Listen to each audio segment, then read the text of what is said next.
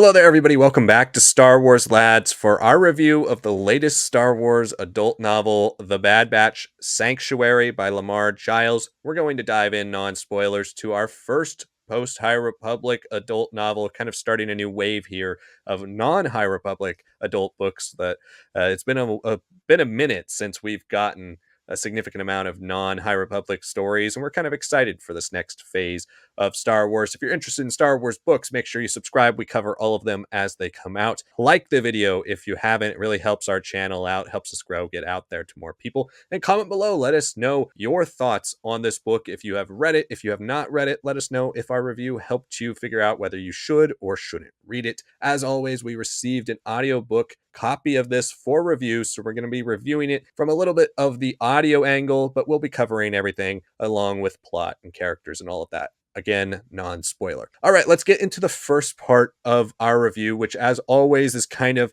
an amalgamation of everything that has to do with the construction of the story, the plot, the pacing, the way it's written, and now, of course, because we review the audio copy, the audiobook as well. Sanak, what were your thoughts on the way Lamar Giles, who is a new author to Star Wars, by the way Lamar Giles crafted this story, the way he pieced the narrative together, and the way the story was written and told? Yeah, I mean, for somebody who hasn't had much to do with Star Wars, besides I think like one of the short stories and from a certain point of view from Return of the Jedi, this is a pretty ambitious book to jump into, especially with beloved characters like the Bad Batch. I thought this was pretty well done. I mean, it's ambitious in its own scope for sure. There are definitely things about it with the story kind of jumping all across the galaxy, revisiting places that we've seen in the movies, revisiting characters and locations like Pabu that have been, touch points for us. All of it was really cool. But if you've read the logline and all that, you know that this is set after the Bad Batch have first gone to Pabu when everything's kind of somewhat destroyed from the big tsunami waves and all that. And it's like, okay, that's cool. And then the very next time you see Pabu, they've got supplies, everything's working out here. Well, this is the story that's fleshing it out. And it could have just been about the supplies. That's what it ultimately results in. But how we got there, I think was really, really well done. I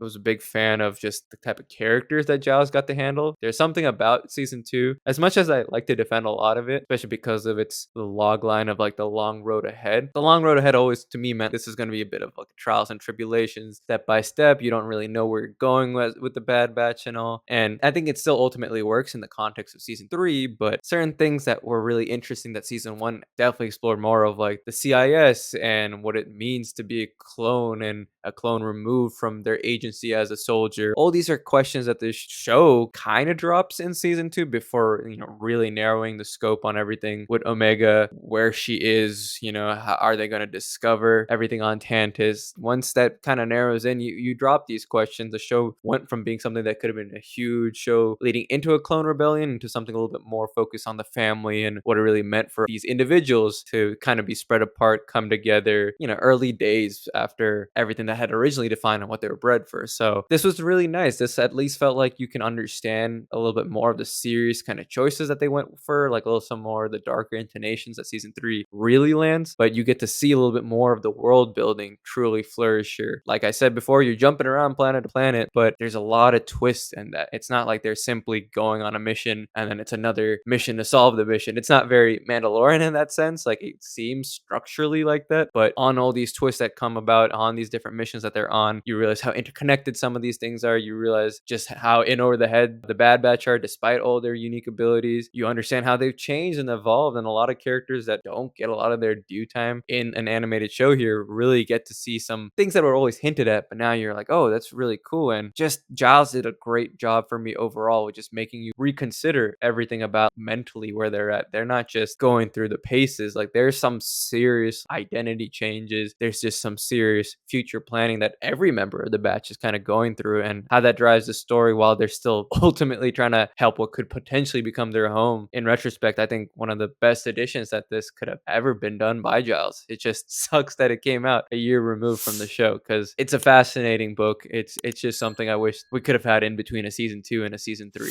Yeah, this feels very much like an episode of The Bad Batch, which is the highest compliment I think we can praise with Lamar Giles' writing, because he absolutely captures the spirit of these characters. They all feel just like their TV show counterparts, and it's a little bit darker version of the show. It's a little bit more elevated to the adult novel level. It's a very much so PG-13 version of The Bad Batch versus the TV show. Gets dark at times, but when it deals with the Batch themselves and these like kind of character moments, it is usually a little bit more surface level because it's a kid's show. It's still animated. And so when we get dark, it's usually with the bad guys. Now, the bad guys are very dark, and we'll talk about them. There's some twisted things that are going on with some of the bad guys in this. But just in general, it was nice to get into the Bad Batch's heads because you get to find out a little bit of how they all think. We all know them very well as characters. If you've seen the show, you know them. And they are kind of based on stereotypes of classic, war heroes, right? You got the Tech,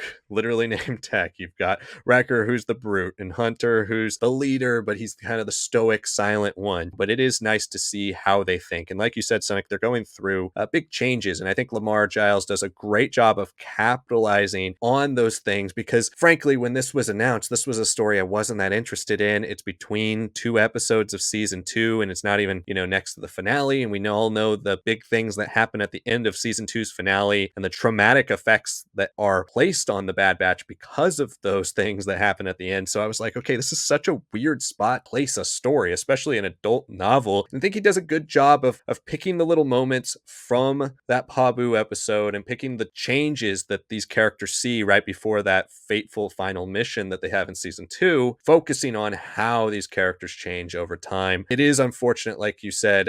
I wish this came out. It seems like publishing in general for Star Wars books has just kind of been a day late, dollar short constantly recently, whether it's Acolyte books coming out over a year after the show was canceled, basically. We just got the announcement of the Outlaws book now coming out a year and a half after the game released. Now you got the Bad Batch novel that comes out a year and a half after season 3 ended, when really this should have come out kind of right after season 2 ended. It's just a weird placement, but nonetheless, this is a good story. I thought it's well told, nicely paced, and in that same vein, Bad Batch episodes often episodic go, especially because this is a season 2 story. There are a lot of like side missions in season 2 where you grow character, but they don't necessarily have major plot consequences to the rest of the story, but it's a character building thing. This story very much so felt in line with pretty much the entire storytelling style of season 2. So I liked that, but just a little bit more adult. There are some things that happen here that, deal with all the factions that were in the past: the CIS, the Separatists, the current day Empire, the clones, the Republic. All of that is kind of coming to a head here. And so this is a nice little story without being really too impactful to the Bad Batch show as a whole, too impactful to the Star Wars lore as a whole. This is still a nice little story that really connects you with the Bad Batch. And if you're a Bad Batch fan, you're absolutely going to love it. As for the audio drama, fantastic as always.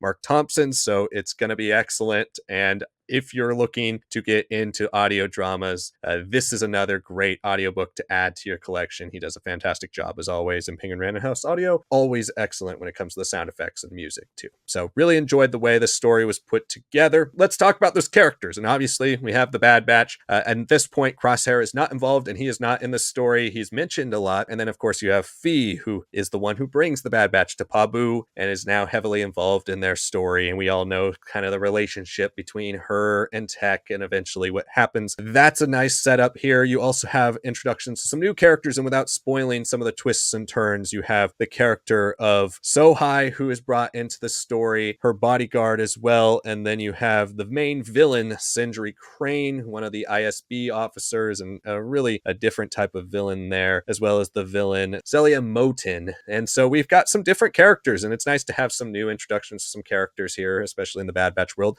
Sonic, out of all the new characters, all the characters we know so well, who stood out to you and what were some of your favorite dynamics throughout the story? I would have to say both of the villains stood out super well to me, and that's because this book is definitely carried by the villains. That's not to say that the Bad Batch aren't good, but there is, again, this being set between episodes, not even between seasons, there's a limit to how much they can truly evolve. Like there are almost like encapsulated changes. Like you're seeing them almost like process, like, oh, what if I could be like this? What if I could be like that? These are some things I've been thinking about, and then put that away. All right. That's kind of how it feels like for a lot of our batch all put together. But it's the villains because they are original, they're new, and they get to flesh out a lot more of the scale, the world building, the lore details that were really intriguing in season one and definitely put us on a good path for season three, but trials and tribulations during season two, unfortunately. So yeah, I'll start off with Sendril. I mean, he is our ISB perspective. We don't really have ISB super early on, right? As it's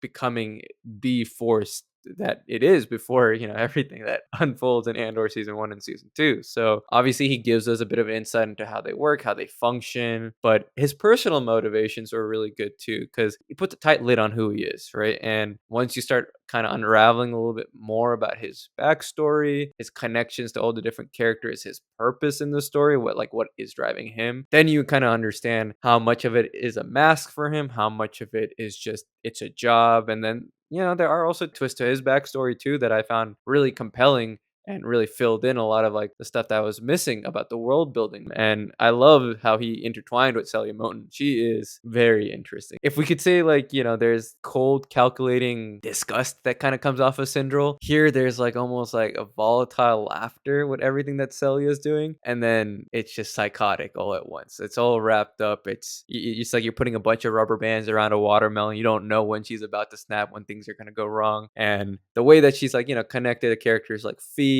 connected to the secondary mission that the Bad Batch go on, and then you get to really spend time with her, how she becomes intertwined with Crane, and you get to understand like just the plays of power that are happening this early on between like significant individuals, people who have power, people who have money, people who are just the top of the capitalists in this early Empire, late Republic transition. And she has some pretty notable chapters on her own too. She definitely has a very, very fun final chapter for her as well. But yeah, I mean, two despicable villains that really like fleshed out a lot of the stuff of world building and lore that I felt was missing in season two. And I do like what we got out of Sohai and her bodyguard. Obviously, them and their connection to the Bad Batch has a lot more layers to it. Yeah, they became really strong characters on their own right. There's a lot of bouncing back and forth between who are they, what do they want, and that definitely drives a lot of the stuff that's happening in the middle act of the book, and it parallels really nicely to the developments with Celia Moten and with Syndrome Crane. And honestly, that's middle part of the book just flows. It's so compelling. There's so many things happening, and it gets nicely fluffed out by seeing like these little developments about like Omega and what she's learned on her own, what is so special about her, and some abilities that she has. I was quite a bit of a fan of Wrecker actually being a true demolitions guy, some of the strategy and thinking there while still having the fun brawn about him and the silliness to it. And then just some of the deeper questions that he raised, especially around the twist about like what does it really mean to be us, be clones at this point in time as we're changing, no matter what. We no longer are a military force. Every day is a new day. And he gave that perspective constantly throughout the book. And that's just something I was always missing by the time we got to season 3. So it's nice to get some stuff like that. Hunter definitely is going through a lot. That's the best way to put it for him. It's a little heavier than I expected, but I think that kind of helps too because he does feel strangely listless and kind of weightless a lot of times in season 2. So you get a lot of that. And obviously all the stuff with Phee and everything going on with her brown eyes with Tech. Yeah, it twists the knife a little bit more by the time we reach season 2's finale and everything that happens there. And yeah, like you said, Liam, this being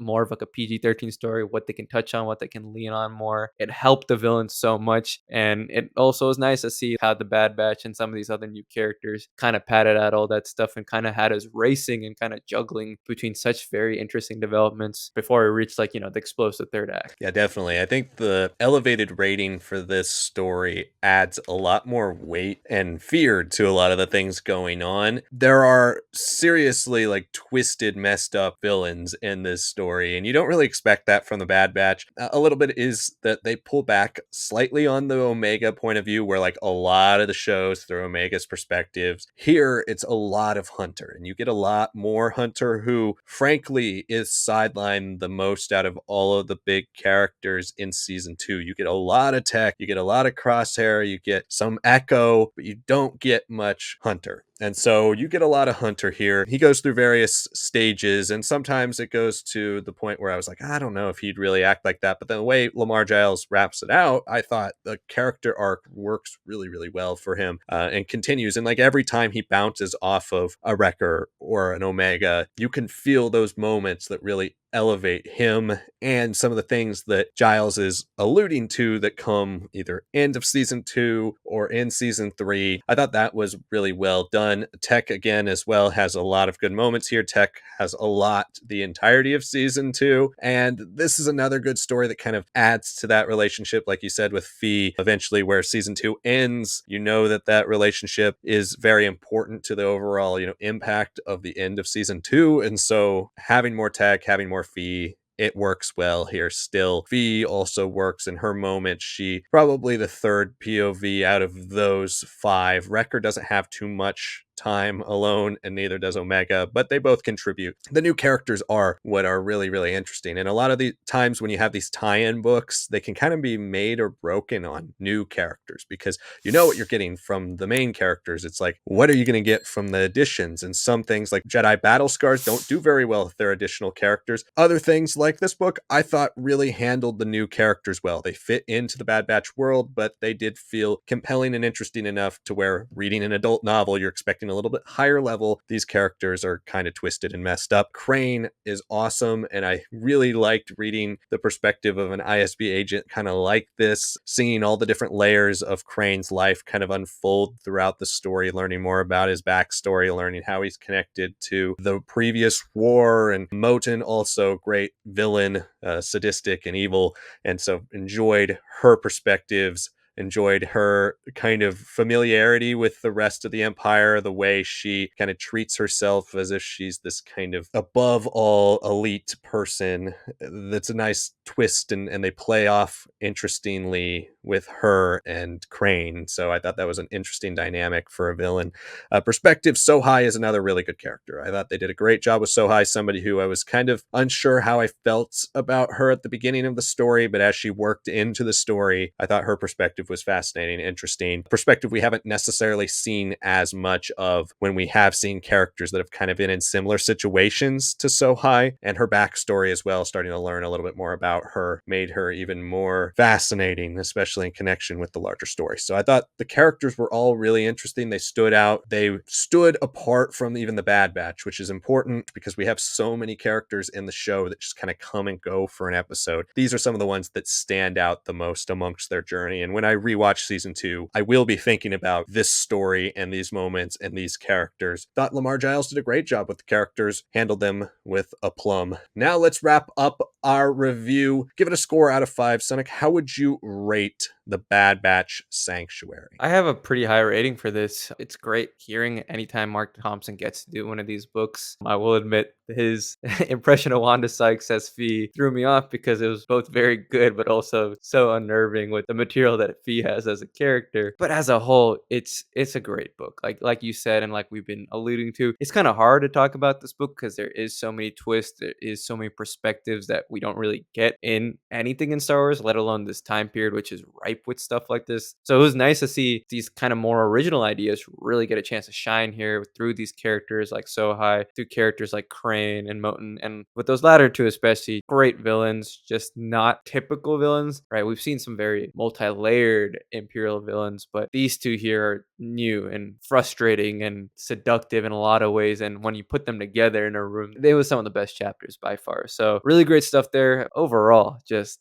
yeah, I had a lot of good memories kind of come up because I got to read this book about my experience watching The Bad Batch. It makes season 2, which I've always had like a little bit of a defensive attitude about, a little bit better for me as a whole. So for that reason, I'm got to give this like a 3.75 out of 5. Yeah, I thought this was a very good story, something that exceeded my expectations. Admittedly, my expectations were very low for this. Just have not been thrilled with a lot of the tie-in material that we've gotten from Star Wars publishing in the last few years, whether it be the new Acolyte book or Jedi Battle Scars. Just nothing's really clicked with me when it comes to tie-ins. But I think that's where the Bad Batch Sanctuary is a little bit different. I thought the writing was very good. The pace was excellent. I thought the new characters all worked really well. The old characters worked well, and it does enhance the show when you go back and watch it. Does it change the lore forever? Not really, because you've already seen all 3 seasons of The Bad Batch. They can't do too much, but for those characters that are in this, it does provide a nice extension of their story into something a little bit more elevated that you can read and enjoy a fresh return to these characters. So I'm also going to give it a 3.75. I did really like this book, far better than I expected, and definitely check it out if you're a fan of The Bad Batch. But what did you think? Let us know in the comments below if you've read it. If not, let us know if this review made you want to read The Bad Batch Sanctuary. Maybe you're like me and you're like, I didn't think this was going to be that great. It is pretty good. You should definitely check it out. We both really enjoyed it. Make sure you like the video if you haven't. Subscribe to the channel for more Star Wars book reviews